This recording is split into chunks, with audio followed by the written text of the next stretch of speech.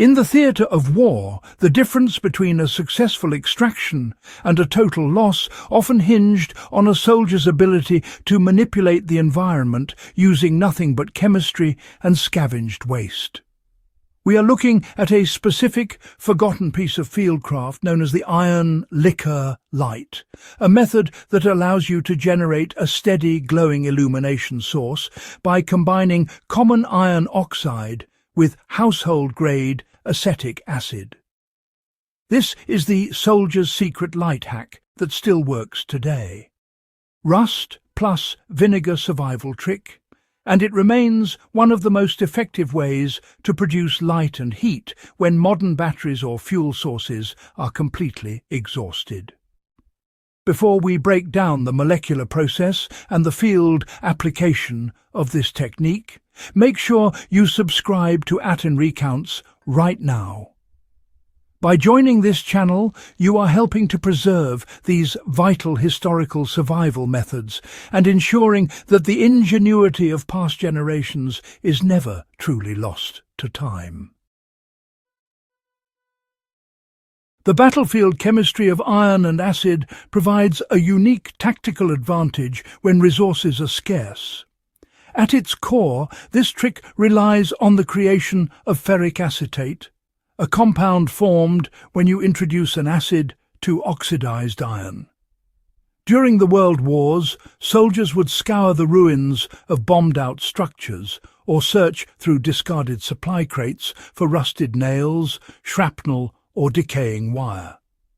This red rust is essentially iron that has already begun to break down, making it highly reactive. When this rust is submerged in vinegar, the acetic acid begins a slow chemical burn that strips the oxygen from the iron oxide, suspending the metal particles in a liquid solution. This isn't just a cleaning agent. The resulting liquid is a volatile, energy-dense precursor that can be manipulated to produce heat and light far beyond what a standard campfire can offer in damp or windy conditions. Concentrating the solution requires patience and controlled heat to reach maximum efficacy. To begin the process in a survival scenario, a soldier would fill a canteen cup or a small metal tin halfway with white vinegar or any high-acidity liquid available. You must add enough rust to the liquid until it can no longer be dissolved, creating a saturated solution. For the most effective results, this mixture needs to sit for at least 24 to 48 hours until the liquid turns a dark, opaque colour, often resembling motor oil or strong coffee. Once the reaction has settled, the solution must be boiled down.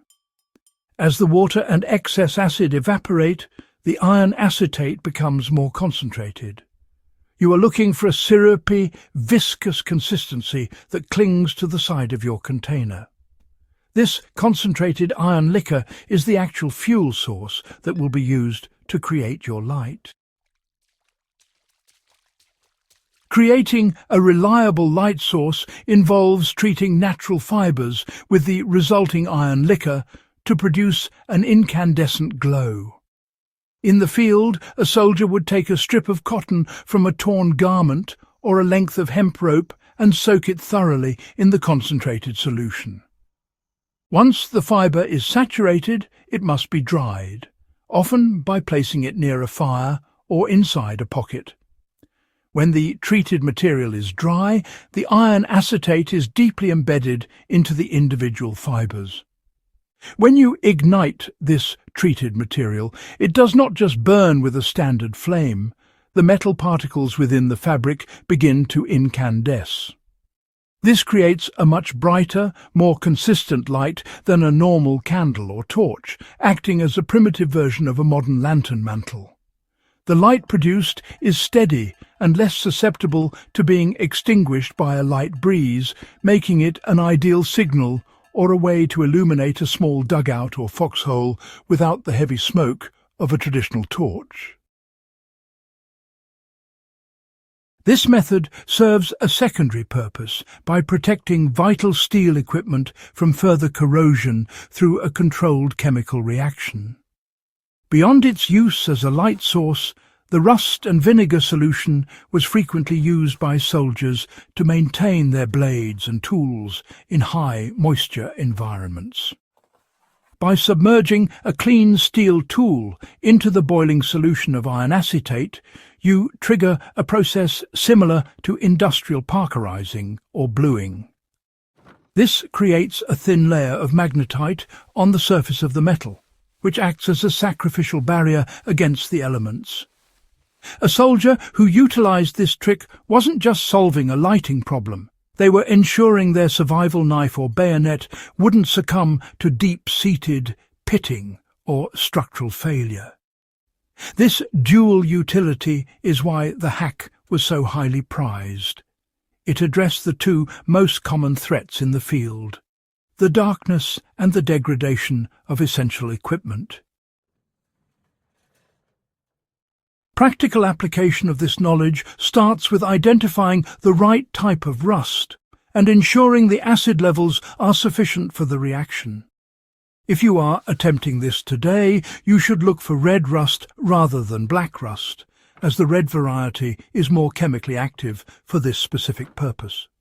You can accelerate the process by crushing the rust into a fine powder before adding it to the vinegar, which increases the surface area and speeds up the chemical conversion. If you find yourself in a situation where you need a long-term signal light, you can apply the concentrated syrup to a flat rock or a piece of slate and place it at the edge of a fire. The heat will cause the iron particles to glow brightly for an extended period, providing a beacon that is visible from a significant distance without consuming large amounts of wood or organic tinder. The historical significance of this technique is rooted in the sheer necessity of the soldier to be more than just a combatant. They had to be a field scientist. In the trenches of the Western Front, where the air was constantly damp and traditional matches or lighters often failed, having a chemical backup was the difference between being able to read a map and being lost in the dark. This rust and vinegar trick is a testament to that era of resourcefulness. It shows a deep understanding of the materials at hand and a refusal to be limited by the failure of standard-issue gear. By mastering this process, you are not just learning a cool trick, you are engaging with the same survival logic that kept men alive in the most hostile environments on Earth. Every piece of information we uncover from the past reinforces the idea that we are often one crisis away from needing these exact skills again. This guide to the iron liquor light is more than a historical curiosity. It is a functional evergreen asset for anyone serious about survival and the history of military ingenuity.